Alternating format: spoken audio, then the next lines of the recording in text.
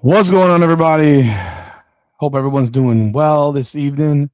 Got another video here. ESPN dropped a top ranking of every WNBA team's offseason free agency and draft.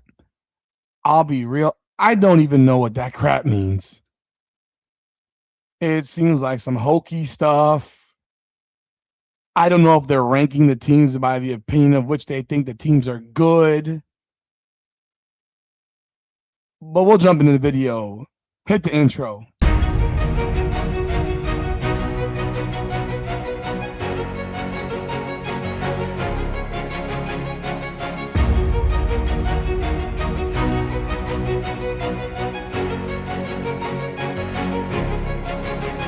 Welcome back, everyone, to another edition of Her Game, Her Way Women's Basketball, powered by Come On Now, the podcast. I am your host, Rudy Rodriguez. Show mod. Hit that like button and subscribe to the channel. Ring that bell and leave your comments, man.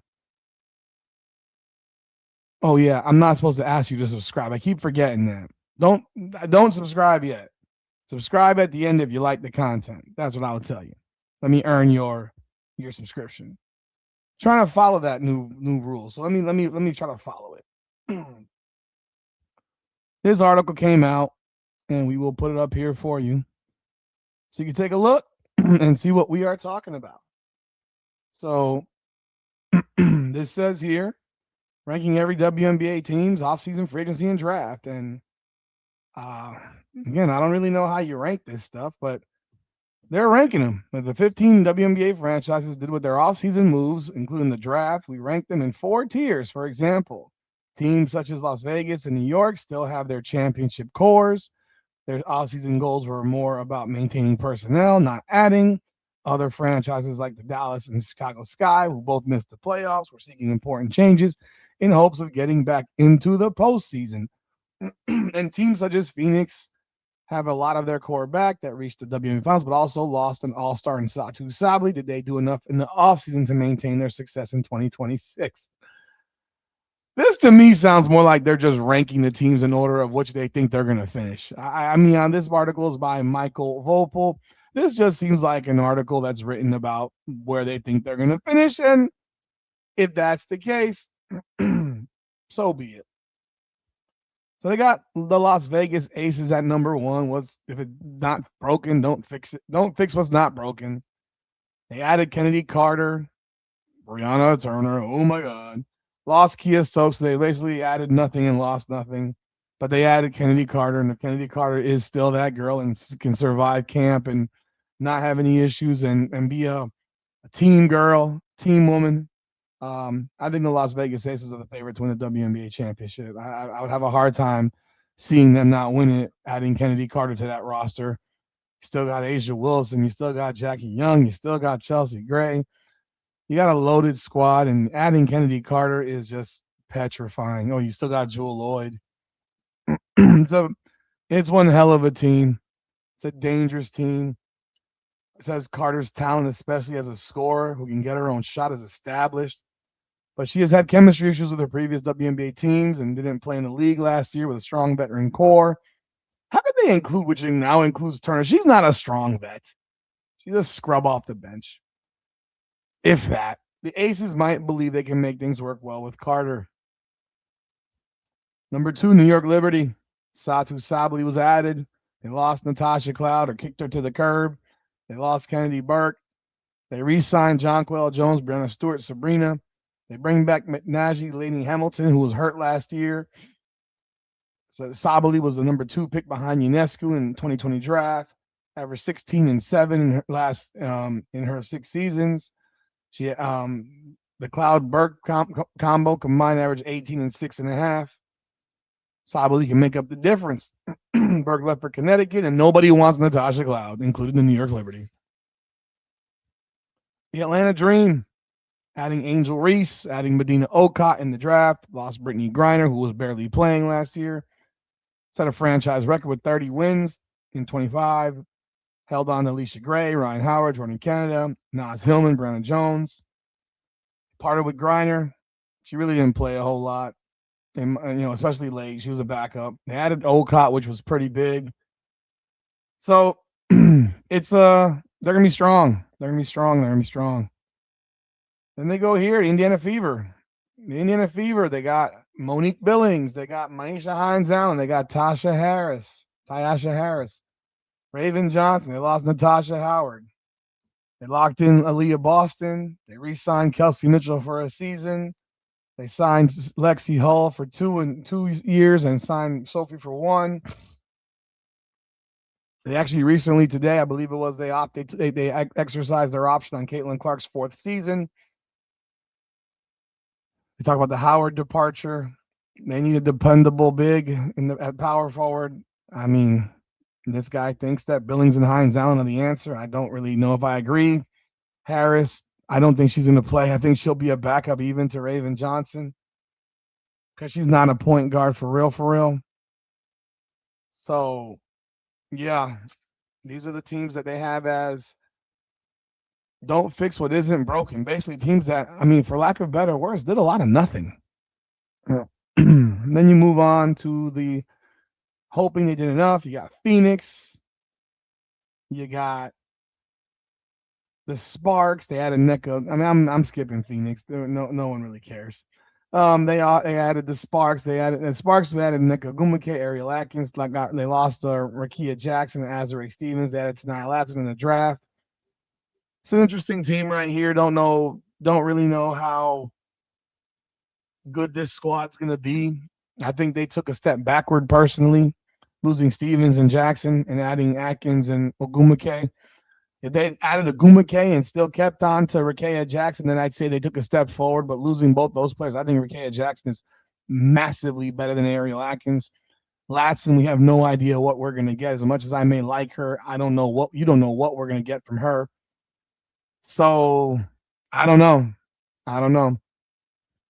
Golden State Valkyries, Gabby Williams was added. They lost Temi Feck Bentley. I don't really consider that much of a loss personally. They made the playoffs. They kept a lot of good players on that team, and I think they're going to be pretty solid. I think they're a playoff team again, more than likely. The Connecticut Sun, wow. So they consider the Brittany Griner addition to be a big addition. I don't know how big of an addition that is. She's old. She's at the end of her rope. Kennedy Burke, okay. They lost Marina Mabry and Tina Charles. I think that what they lost is better than what they gained. That's my opinion. So I don't see how you have them at number 8. They basically stayed the same or maybe got worse with what they added to what they lost. And they're leaving next year to Houston, so who the hell knows what they're going to do. I think they're going to tank the whole damn season. And again, Griner's a Houston native. She's 35. Man, she's at the end of her rope, bro. The Dallas Wings added Alana Smith, Jessica Shepard, AZ Fudd, lost Dejanay Carrington. Now, they added players. They did. They re-signed. They brought back Ogumbawale, Seacrest, Beckers. They still stunk last year. Do I think they're going to be a better team than they were last year? Yeah, marginally. I don't think they're going to be a lot better, but I think they'll be marginally better. It's going in a new direction, so I don't know. This was the direction they had last year. They lost one player off the team that they're going in a new direction from. So, Chicago Sky, I think they did a better job than most people would give them credit for in this offseason. You did lose Angel Reese, very, very lopsided trade. But then you got rid of Ariel Atkins and got Rakia Jackson, which I think was a massive win. You add a veteran like Skylar Diggins. You add Azare Stevens. You add Dejanay Carrington, who is a tough, hard-nosed defender. You always know that you're going to get a tough player in her. Whether you like her or not, she's going to be tough, physical, and be aggressive. And I do think that they probably upgraded overall. It is, though, interesting to me that they wanted to dump off Angel Reese so badly. And it's a little bit. I mean, I know people will say I'm crazy, but I'm a little bit surprised that they wanted to dump her so badly, and took basically picks that are going to amount to nothing, including nothing this particular season.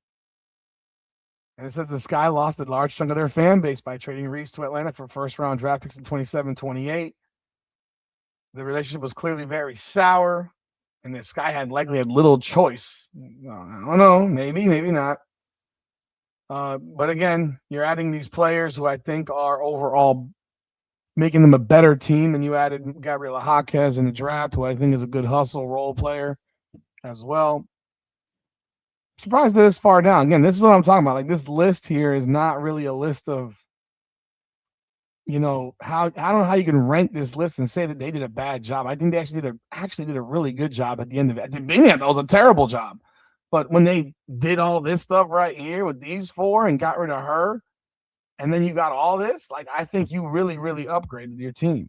Again, this isn't a knock on Angel Reese, but they brought in a lot of players. I can only imagine if Angel Reese might have been wondering, like, why couldn't you bring all these players in with me here? I don't know. Maybe not. The Minnesota Lynx. So they're ranked 11th. So obviously this is not a ranking of teams, but they really took a dump on the Lynx. They got Olivia Miles in the draft, Natasha Howard, Nia Coffey. They lost Alana Smith, Jessica Shepard, Bridget Carlton. I mean, they lost a lot of players, but really they lost a bunch of role players. They didn't lose any stars off this team. They didn't lose Nafisa Colley. They didn't lose Kayla McBride. They didn't lose Courtney Williams. They got rid of a bunch of role players, and they got, to me, Olivia Miles in the draft, who I think can be a star-level player.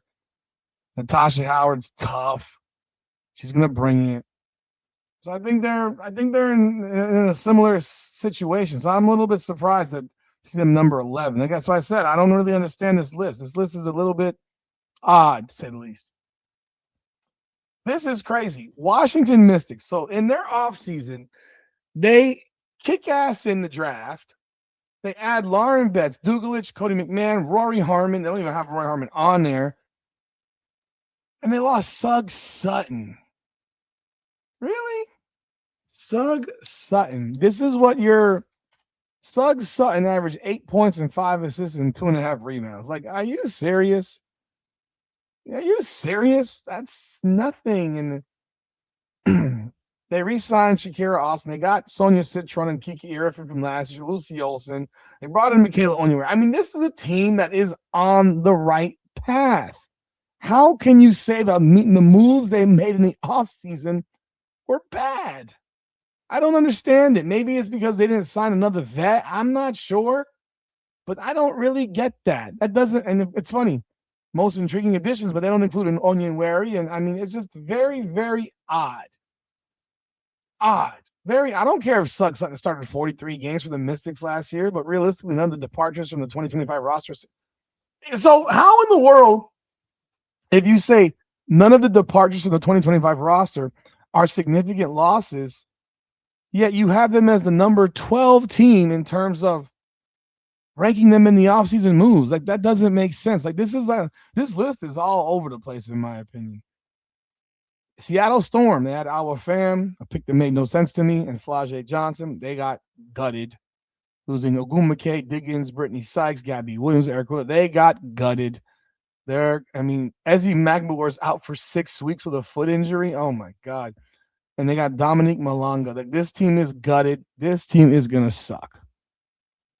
How is this number 13 and not the last team? I don't even care what these expansion teams did. This is worse. This is worse. I don't see how you can sit here and say that this isn't worse.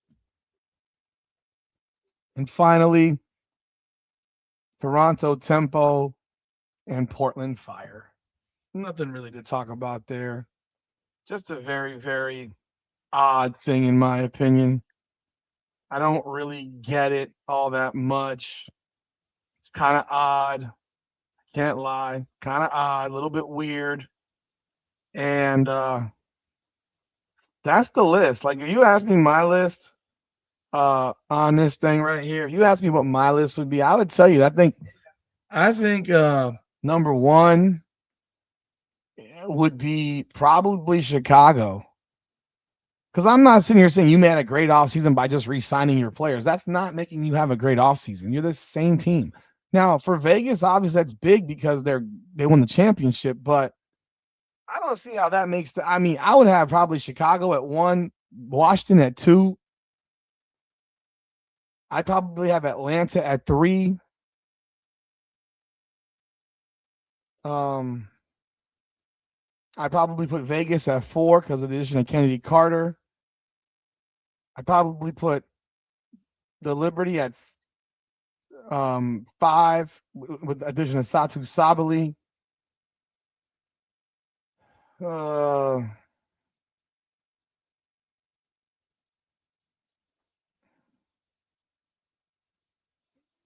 mm,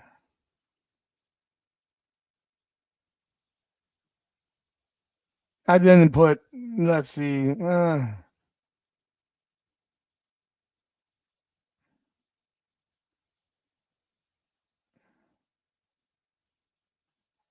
I probably put Indiana at 6,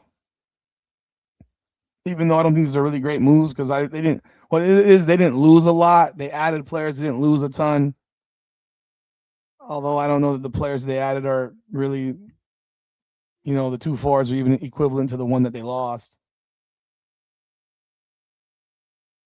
And then maybe I don't like that one either. Probably go with Dallas at number 7,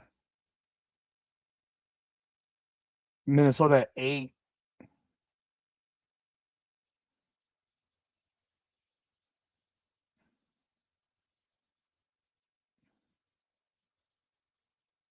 Golden State, LA at 9, Golden State 10. Phoenix didn't do anything. Um,